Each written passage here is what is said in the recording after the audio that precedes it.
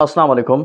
आज के इस वीडियो में हम आज की डान के एडिटोरियल को एनालाइज करेंगे और इस एडिटोरियल को हम in terms of grammar, composition और साथ में हम इसकी आइडिया और कंटेंट पे भी काम करेंगे। तो लेट्स गेट स्टार्टेड। आज का जो एडिटोरियल है इसका टाइटल है hazardous calling.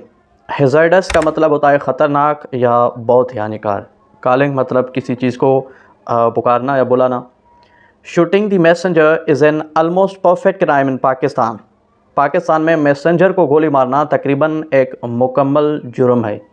A nation consistently ranked among the most hazardous for the pursuit of journalism. एक ऐसी कौम जो मुसलसल सहाफ़त के हुसूल के लिए सबसे ज़्यादा मौसर करार दी जाती है। यहाँ पे इन्होंने एक सेंटेंस पूरा करवाया है।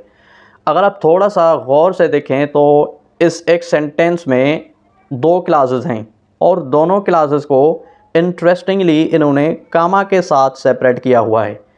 Shooting the messenger is an almost perfect crime इन पाकिस्तान, यहाँ तक एक क्लास आ गई, ठीक है। और कामा के बाद a nation consistently ranked among the most hazardous for the pursuit of journalism. तो दूसरी क्लास ये है।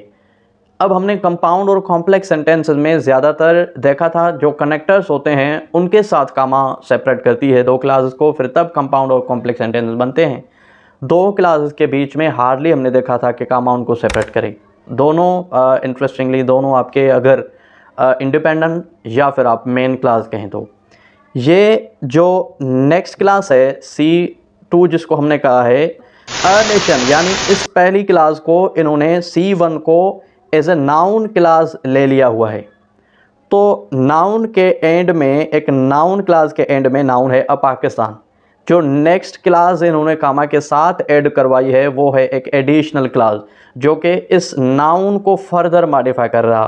पाकिस्तान में जो क्राइम मुकम्मल जुर्म तकरीबन चल रहा है उसकी उस जगह या उस नाउन की फर्दर एडिशन है। तो ज़्यादातर एडिशनल क्लासेस डान या जर्नलिज़म की राइटिंग में दो अगर इंडिपेंडेंट भी हों तो चल सकते हैं कामा के साथ, लेकिन रूल्स मेरे ख्याल में थोड़े से रिस्ट्रिक्ट हैं। Today the international day to end impunity for the crimes against journalists is an apt occasion to recognise how abysmally this country fails in its duty to protect media persons and to push for the change.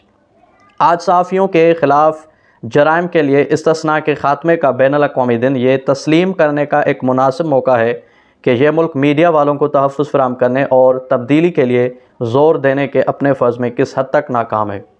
तो दो classes हैं, लेकिन यहाँ पे इस sentence में दोनों classes बिल्कुल ठीक से इस्तेमाल किए गए हैं। Today the international day to end impunity for crimes against journalists, ये आपका यहाँ तक एक फ्रेज़ है, ठीक है। हमने P1 का इसको नाम दे दिया। Is an apt occasion to recognise, ये फ्रेज़ और सब्जेक्ट वर्ब के साथ और मेन वर्ब के साथ, तो ये एक हमारी क्लास हो गई।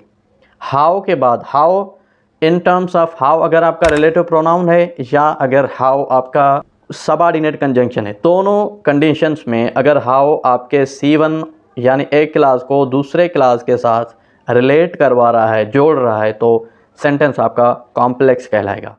According to the Freedom Network's latest report 53 journalists were murdered in the country during the decade between 2012 and 2022 but only in 2 cases have the killers been convicted. Freedom Network की ताज़ा तरीन रिपोर्ट के मुताबिक 2012 से लेकर 22 के दरमियान एक दहाई के दौरान मुल्क में 53 सहाफ़ियों को कत्ल किया गया, लेकिन सिर्फ 2 वाक़यात में कातलों को सज़ा सुनाई जा सकी है। अब ये एक बेहतरीन रेफरेंस है, आपको अपनी राइटिंग के लिए यहाँ से निकाल के रखना चाहिए। इस सेंटेंस में भी अगर देखें तो 2 क्लासेस हैं। एक आपका बट से पहले है, बट ऑब्वियसली आपका कोऑर्डिनेटिंग कंजंक्शन है, और बट के बाद दूसरी क्लास है। तो अगर 2 क्लासेस बट के साथ या किसी भी कोऑर्डिनेटिंग कंजंक्शन के साथ आपस में ज्वाइन करवाए गए हैं तो रिज़ल्ट आपका कंपाउंड सेंटेंस बनता है। In other words 96% of such murders go unpunished. दूसरे लफ्ज़ों में इस तरह के 96% कत्ल की सज़ा नहीं मिलती। यहाँ ये एक सिंपल सेंटेंस है क्योंकि इसमें एक ही क्लास है और एक फ्रेज़ भी है इसमें, इन अदर वर्ड्स ये आपका फ्रेज़ है। The lake of accountability is staggering, all the more so considering that in 2013 Pakistan endorsed the UN Plan of Action on the Safety of Journalists and the issue of impunity। एहतसाब का फुकदान हैरानकुन है। इससे भी ज़्यादा इस बात पर गौर करते हुए कि 2013 में पाकिस्तान ने सहाफ़ियों की हिफाजत और इस्तिस्ना के मामले पर अक़वाम मुत्तहिदा के एक्शन प्लान की तौसीक़ की थी। तो दोनों ये इस एडिटोरियल के इस पैराग्राफ में दोनों सपोर्टिंग डिटेल सेंटेंसेस में जो रेफरेंस और रिसर्च दी है वो बहुत अच्छी आपको सेव करनी चाहिए। और ये रेफरेंस और रिसर्च बिल्कुल आपको अथेंटिक और कंप्लीट देनी चाहिए। ज़्यादातर रेफरेंसेस अधूरे होते हैं जो अनएक्सेप्टेड होते हैं in right. A free and independent media plays vital role in holding authorities to count. एक आज़ाद और ख़ुद मुख्तार मीडिया हुकाम का एहतसाब करने में अहम किरदार अदा करता है। But when there is no justice for murdered journalists, it casts a pall on the media landscape। लेकिन जब कत्ल किए गए सहाफ़ियों के लिए इंसाफ नहीं होता तो ये मीडिया के मंजरनामे पर दाग डालता है।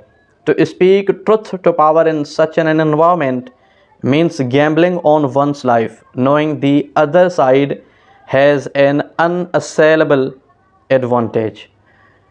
ऐसे माहौल में इक़्तिदार के सामने सच बोलने का मतलब अपनी ज़िंदगी पर जुआ खेलना है, यह जानना कि दूसरी तरफ एक नाकाबिले तस्ख़ीर फ़ायदा है।